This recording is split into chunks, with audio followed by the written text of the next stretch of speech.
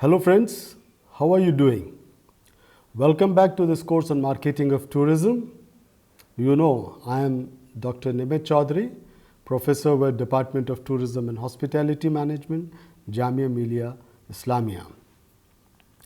Remember the last session? We were talking about the basic concept of marketing. And when we concluded, we said that tourism is different from other product categories. And since tourism is different from other product categories, it merits a different treatment. And what was this treatment? Maybe it requires some more elements in its portfolio of marketing mix. But why do we need these extra elements or more elements in our marketing mix? We're going to talk about this in this session, but as always, I have a small story for you to begin with. This story is about a small company called Crunchy Caterers in Delhi. This company was established in 2005 and its business is about preparing pre-cooked food and supplying it to its corporate clients. There are a lot of corporations in Delhi and each one of them have their own canteens which they manage. They have a lot of employees who come to these canteens to have their food, and it is not always possible to produce a large variety of good food for all these people in a single canteen or in a small canteen. And that is where Crunchy Caterers come into picture. They supply semi-cooked food to canteens of different corporates 3 times a day, which means for the 3 shifts that they operate. Their clients can choose from different products that Crunchy Caterers offers. They prepare a large variety of things and each company can order that, okay, on Wednesday we need so many samosas and dosas or maybe burgers or pizzas, whatever they want. So they can tell Crunchy Caterers and Crunchy Caterers at the right time delivers it in its own company-owned vans. Crunchy Caterer became a very successful company, and in 2010 it was awarded as the best new small company in the town. It has recorded a growth rate of 30% during last 15 years. It grosses a double-digit profit margin. And what is very interesting is that in tourism and more so in hospitality industry, the attrition rate is huge. Employees, that is the employee turnover is very large, to the tune of 80 to 90% of the employees of a company change company within a year. But attrition rate in Crunchy Caterers is less than 10%. And this is something which you should keep in mind. And it's not only the employees turnover which is low, even the customer turnover is very less. It's less than 5%. What does Crunchy Caterers do? It has its own company-owned mechanized lorries. Each lorry is manned by a driver. And each driver is allotted an account. Account means a customer account. So if a client X is doing business with Crunchy Caterers, this customer X is allotted or assigned to a driver A. And for the entire life of this company's business with Crunchy Caterers, the same driver serves this company. Every driver has a map in his hand of a locality that is assigned to him, a route that is assigned to him, the company is on that route. So this lorry driver takes the lorry, goes to different clients, delivers food, collects food for the vessels and utensils from the previous supply, puts them back in the lorry, goes to the next customer, complete his route, comes back to the company. But he doesn't rushes through all this. He spends a lot of time talking to the customers. Who are the customers? The customer's representative, the supervisor of the canteen. He represents the client company, and Crunchy Caterers by design allows a good relationship to evolve between their drivers and the supervisors of the canteen. So they are buddies now, they are friends now, they understand each other to the extent that sometimes when the lorry is being loaded or unloaded, the driver is actually talking to the supervisor or even helping him serve their customers. Crunchy Caterer is very, very particular about the quality, about everything that they do, the food they prepare, the way they package their food, the grooming of the drivers, how do their drivers look. I told you, the attrition rate at Crunchy Caterers is really very low, which means drivers are enjoying their job, their work with the company. Understandably, everyone would like to work for such a company, but for their part, Crunchy Caterers are very choosy. At least 80% of their employees come in through references, only when someone vouches for them. Once they are into the company, they face as many as 5 interviews. It's like a team. If you want to be a member of the team, there has to be consensus among other members of the team to bring in a new person, to accept a new person. So there are a lot of interviews, and once a person sails through these 5 levels of interviews, there is a long rigorous training. Every employee who comes in for Crunchy Caterers has to undergo a rigorous 2-month trade training. If they are into kitchen, they need to work there. If they are into packaging, they need to be trained for it. If they are in there for loading and unloading of the lorries, they work on that trade for 2 months. And if they are drivers, they learn the secrets or the trade secrets or the skills that are required for being a driver, like defensive driving and safe driving are some of the things that they need to learn. They also need to learn and immerse themselves in the company's culture. There is a distinct Crunchy Caterer culture in the company, a culture where customer centrism is important, a culture where quality is paramount, a culture where professionalism has to be exuded at every point of time. So these are some of the traits, these are some of the characteristics that these employees need to imbibe. Once this 2-month training is over, then they go in for a 4-month on-the-job training. They are attached to senior employees of the company and they work under them as apprentices for next 4 months, helping them, assisting them and other things. Crunchy Caterers is also very choosy in what kind of people they are looking forward to have in. They have to be passionate about cleanliness and personal hygiene. They must be physically fit, have a pleasing demeanor, they must be extremely proud of the work they are doing, and above all, they must be very friendly. Their interpersonal skills have to be very, very good. With this kind of an employee, Crunchy Caterers is happy to pay their drivers and their employees better and more, and in fact much more than any other company into the similar business. Say for example, the drivers at Crunchy Caterers get a salary which is almost 1.5 times the salary of drivers in other companies in similar role. They make something between 25,000 to 35,000 rupees a month. So We need to understand how Crunchy Caterers is doing its business. You need to understand that how they have been so successful in such a short time, how they have been able to retain their customers and retain their people. In fact, they are doing three things. One, reaching out to the customers with a promise. Crunchy Caterers, with everything at their disposal, go out, reach out to their customers and tell them and make a promise of quality to their customers. One, they try to understand what the customer wants. And how do they do this?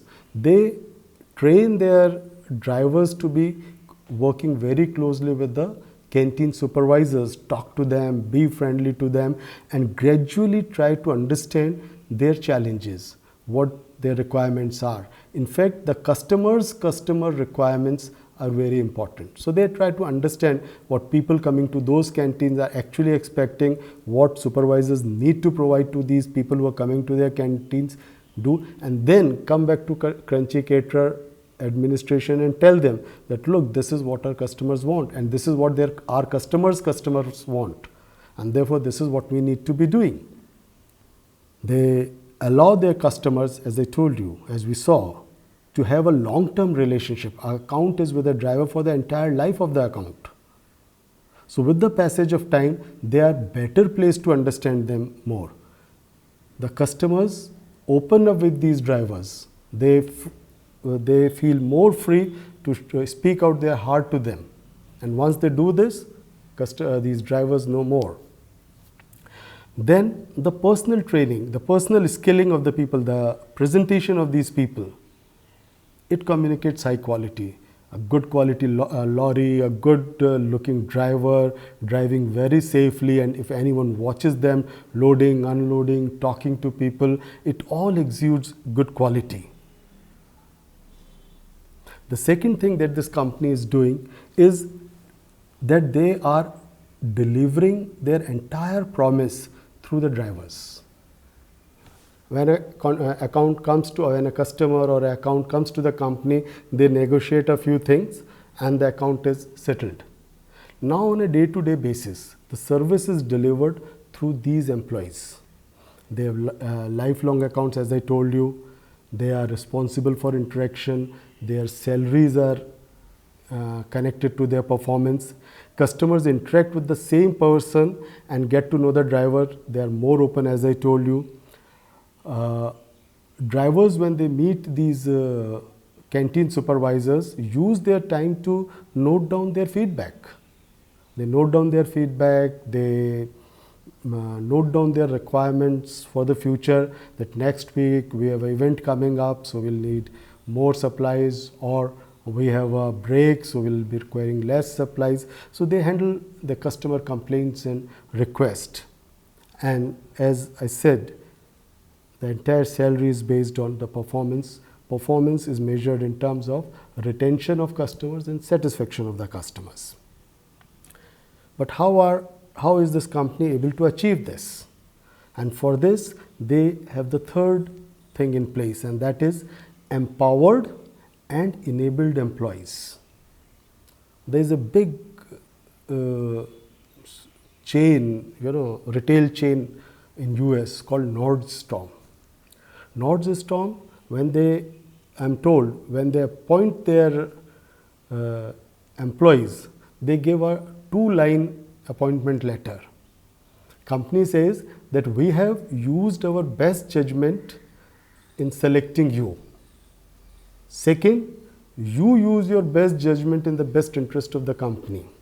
And then there is a small third line which says, and then there are no more rules. So you need to have empowered employees. You need to have very able employees. So bring in able employees and empower them. Give them freedom to do their work. So what does Crunchy Caterers do? They select the best people. A rigorous interview process, references, all these things. Then once they have the best people, then they train these best people. A comprehensive training is in place. 2 months trade training, 4 months on the job training. apprenticeship with a senior employee. Then the way they organize them, long period, good compensation plan, empowerment, and then company does everything to support their drivers, serve their customers. So it's not that it's your responsibility, you go and serve the customer, they must not be unhappy. This is not enough. Company needs to continuously talk to its employees and help them, enable them, deliver the promise that the company has made to the customers. What is that we have been talking about? Friends, this is precisely what we refer to as service marketing triangle. So there is a company, it reaches out to its customers, makes a promise that come to us, we give you the best goods, we give you the best services, and then there are employees of the company. These employees deliver the promise that the company has made. So you have company, you have customers, you have employees. Company makes the promise, employees deliver the promise. But how do these employees deliver this promise? The company empowers or enables. So actually there are three arms to service marketing triangle. One is called making the promise, second arm is delivering the promise, and the third arm, a very, very important arm, is called enabling the promise. Making the promise is your conventional external marketing with your 4 P's. Remember? Product, promotion, place and price. But whole business, because of simultaneity, takes place in a setup within a context. So the context is important, and that is where services bring in 3 contextual cues. What are these 3 contextual cues?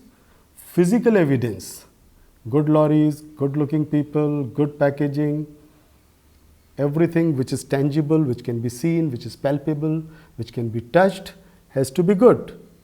That is the most simplest way of communicating quality.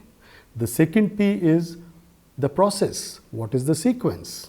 How do we conduct a business? So physical evidence, process. Say for example, we have 2 restaurants. In one restaurant, a customer, say for example McDonald's, a customer must go, enter, visit the counter or the cash register, decide for himself what does he want to buy, make payment, take his food, come back and locate a table for himself, consume food. Then is a fine dining restaurant. A fine dining restaurant is a different restaurant. You enter a restaurant, someone wishes you, takes you to an empty table, help you seat, asks you for an order, explains dishes, other things, you place an order, they bring the order, they're always at a call's distance, helping you, serving you, you enjoy your meal, you spend a lot of time, pay the bill, come out. So it's both consumption of food in a restaurant, but the process is different. Accordingly, the physical layout is different. So companies must decide in what context, in what arrangement the service is to be transacted, it has to be delivered. And the third important element here is the people element. It's the people who make or break your business. The drivers, the delivery executives in case of Crunchy Caterers, the people at McDonald's, the people in any restaurant, the people in a travel company, the people in a museum, and very importantly, all the people in a city that you are visiting, the community as a whole. So we had 4 P's of marketing, which is the external marketing, and then we have these 3 P's, which is the delivery of promise. This is called interactive marketing. So you have external marketing, 4 P's, you have this bottom of the triangle, which is interactive marketing, which is these 3 P's, and then you have this third arm that company needs to enable these good employees to deliver the promise. This is called internal marketing. So in case of services, in case of tourism, in case of businesses which are largely experiences, we have 3 dimensions: making the promise, delivering the promise, and enabling the promise. Now there is a catch here. Companies and great companies, good companies, world-class companies are able to do this. Why? Because they have very good organizational management in place. We went through this example of Crunchy Caterers. So they knew how to enable their employees. But let us take this entire discussion to a destination. Someone wants to visit India. Someone wants to visit Delhi or Jaipur or Agra. How do we do this? India makes a promise to the customers all over the world. Visit India. India is incredible. Every destination makes such a promise. Do you know what is the slogan for New Zealand tourism? New Zealand says 100% pure New Zealand, which means we are almost 100% the same nature, the way nature created us. So if you want to visit nature, come to us. Or one of the top tourist destinations in the world is Spain. They say they have a logo with sun and 3 colored circles which represent beach and sea. And the slogan is, I need Spain. Remember that very popular TV commercial in India where a child goes to a shop and says, Mujhe namak dena. And then the shopkeeper in the commercial reminds him that don't say Mujhe namak dena. He says, say Mujhe Tata ka namak dena. So Tata is same as good quality salt. So every salt which is good quality has to be Tata salt. That is precisely what Spain is saying. They say, don't say that I need sun, I need beach. Say I need Spain. We understand that the history of modern tourism is about people from north, darker, colder Europe traveling to Mediterranean, hot, temperate beaches of Spain and France and Italy and all those places. So this is the promise that a destination make. We in India say incredible India. Malaysia says Malaysia truly Asia. If you want to witness, if you want to experience the Asian diversity, come to Malaysia. So there is a promise that India Tourism of Ministry of Tourism, Government of India makes to its customers all over the world. But what is interesting to note here is that none of the tourists who comes to India ever visits the Ministry of Tourism office. Why should they? But they still come for the promise that Government of India has made. Now the challenge here is very important, and we as students of tourism need to understand this. There are no employees. Instead, there are lot of independent tourism service providers. Accommodation, restaurants, eateries, street food, taxis, cabs, rickshaws, guides, entertainers, community at large, etc., etc.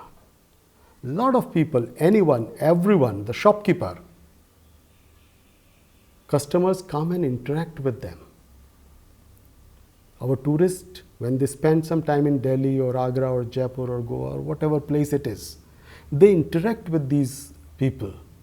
Their experience, how was your visit to India? How was your experience in India?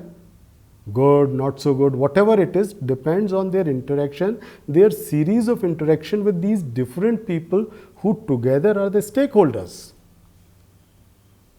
So, what is that I am trying to tell you? I am simply telling you that in case of a destination, that marketing triangle has different players. Instead of company, you have the destination leadership or DMO. DMO stands for Destination Management Organization. Your tourists are your customers.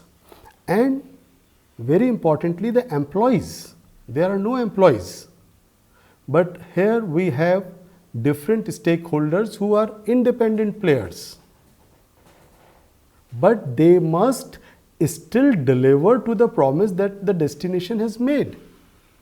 Rajasthan is a popular tourist destination for international tourists. And what do they sell? They sell the royal experience. Kings and queens and as if you are living in a medieval feudal society, colorful, all those stuff.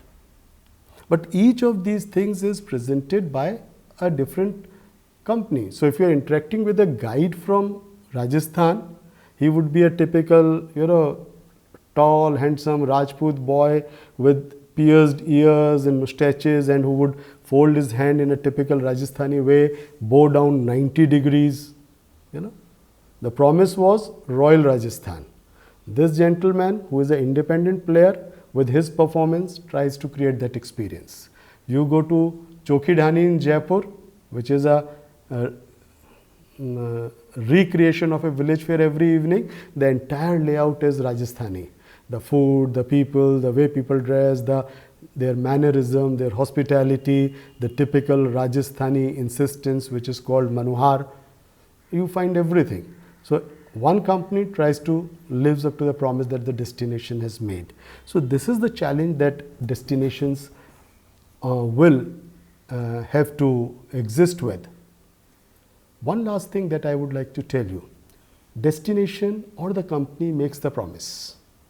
Now this is the promise which the tourist or the customer is expecting. Then the deliverers, either the employees or the stakeholders, deliver that promise. This promise is the promise that is delivered, and every customer, I told you, is a different customer, has his or her own perception of what they got. Getting my point? There are two different concepts: what I expect I should get and what I believe I got. So there is a gap between the two. A customer's expectation and customer's belief what he got. If the gap is very small, your customer is satisfied. If the gap is big, customer is disillusioned, he is dissatisfied and maybe unhappy. So the job of every company, every destination, and when I say company, it's not only tourism company, any kind of business, every kind of business on this planet. The only business of business is to close this gap, which is the gap between the expectation of their customers and the perception of their customers. What do companies do? What do organizations do? What do destinations as organizations do? Every one of them has just one business: do whatever is possible under the sun to bridge this gap. This gap has to be at a minimal level. This gap actually leads to the satisfaction of the customer, of the tourist, which in turn has its own set of repercussions. We'll stop our discussion here for today. Next time when we meet, we are going to talk more about tourist satisfaction. Thank you. Have a good day.